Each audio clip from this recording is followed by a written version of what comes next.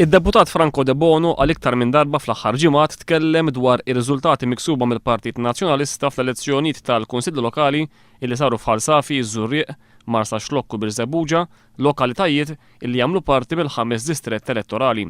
Għal De Bono l-elettorat ta' dawn il-lokalitajiet fl-10 ta' Marzu li għadda u wera id-diżapprovazzjoni tiegħu lejn il-Partit Nazzjonalista u lejn il-Gvern. Tant li l-Partit Nazzjonalista sofra telfit kbar f'dawn il-lokalitajiet fejn fost oħrajn telef it-tmexxija tal-Kunsill Lokali ta' Ħalsafi. Iktar reċenti De Bono sa wasal biex qal li jemmen li l-Partit Nazzjonalista qed jissogra illi jitlef siġġu parlamentari fuq il-5 distrett. Fid-dawl ta' dan kollu nhar il-ħadd filgħaxija l-Prim Ministru Lorenz Gonzi żar il-lokalità ta' Ħalaxaq. Ħalaxaq mhux biss hija l-bażi ta' Franco De Bono iżda hija wkoll il-lokalità li fiha De Bono trabba u għex. Madankollu nhar il-ħadd Franco De Bono madar imkien la biex jilqa' lil Lorenz Gonzi u inqas biex jakkumpanjah fi żjara tiegħu. F'Ħalaxaq Lorenz Gonzi kien akkumpanjat minflok mill-lolo uffiċjali tal-Partit Nazzjonalista fosthom Pawlu Borċolovir.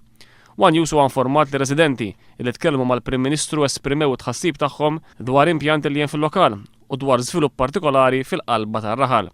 Oħrajn qalu li l-Prim Ministru jmissu mar jitkellem magħhom meta kienu qegħdin iħabbtu wiċċhom ma' problemi kbar bis-servizz tal-arriva.